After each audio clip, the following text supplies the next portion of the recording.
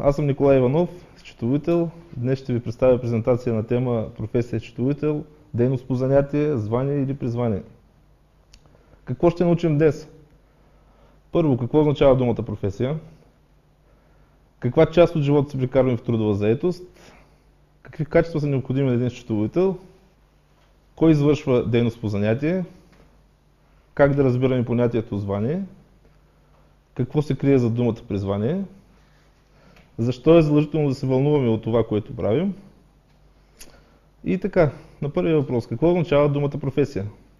Професията е този нематериален актив, ако мога така счетоводно да се изразя, който сами избираме, изграждаме и поддържаме през целия си живот. Основна трудова дейност при човека, за която се подготвя, квалифицира и с която се прехранва. Това е според тълковния речник. Според Закона за професионалното образование и обучение, професия е вид трудова дейност, за която се организира професионално образование и професионално обучение. Според Националната класификация на професиите и длъжностите от 2011, професия е съвкупност от сходни знания и умения, придобити в резултат на обучение или трудов опит и определящи способността за реализация в определен вид трудова дейност. За да изберем подходяща за нас професия, още от най-ранна възраст е необходима стратегия и подход, с който едва ли някой разполага на този етап от житейския си път.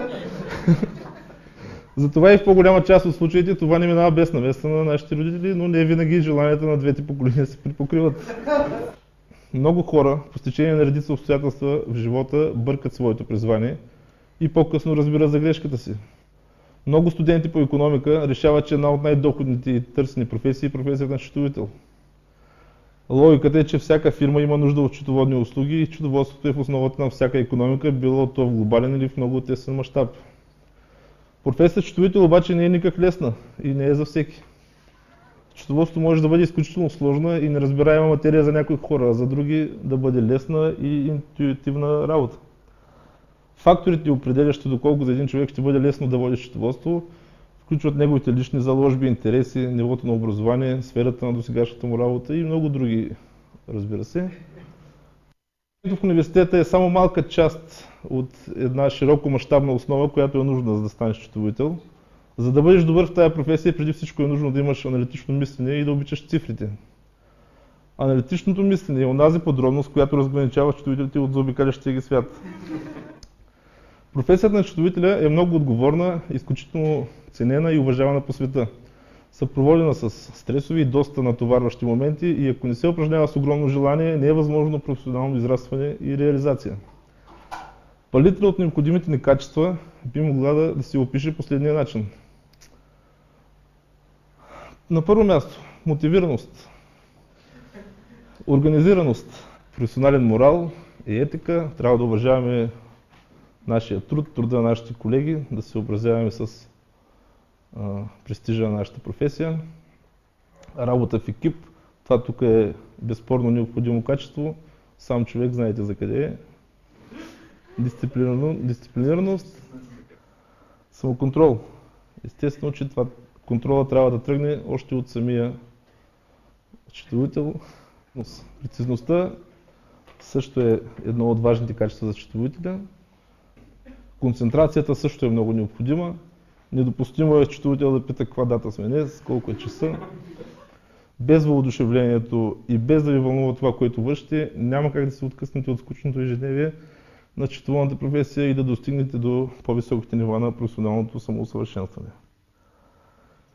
Професионалният счетоводител не е просто човек, който взема фактурите и банковите документи, за да ги обработва в компютъра си и накрая да ги налива в така наречените темплейти. Той трябва да изживява нещата, свързани с протичането на стопанските операции, да придобие пълна представа за бизнеса на своите клиенти, защото само така ще бъде оптимално близо в отношенията си с клиента. Минаваме на второто ниво, как да разбираме понятието звание.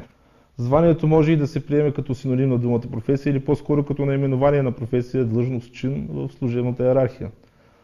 В дипломата на счетоводителя е посочено неговото научно звание, което съгласно Закона за висшето образование му е отредено от висшето учебно заведение, което е завършил, съответно бакалавър или магистър.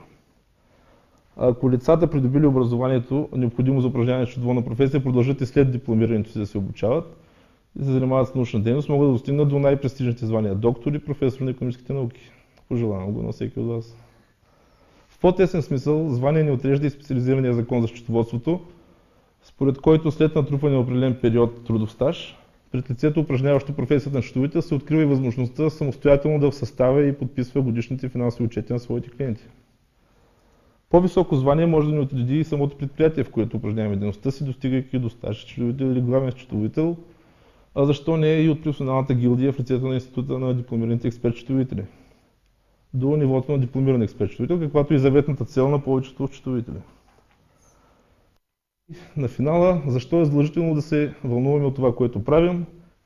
Най-важното е да можеш чрез професията си да изразяваш себе си, да имаш смелостта да слушаш сърцето си и да вършиш всичко с любов. Защото само така ще можеш да си полезен както на себе си, така и на всички около теб, а защо не и на целия свят.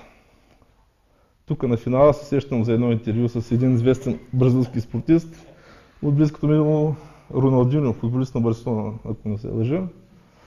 На въпроса как се чувствате в Европа, той съвсем искрено и човешки отговори: не стига, че ми кара да правя това, което най-много мога и обичам и което така или иначе по цял ден правя, ама и ми дават пари, и то много пари.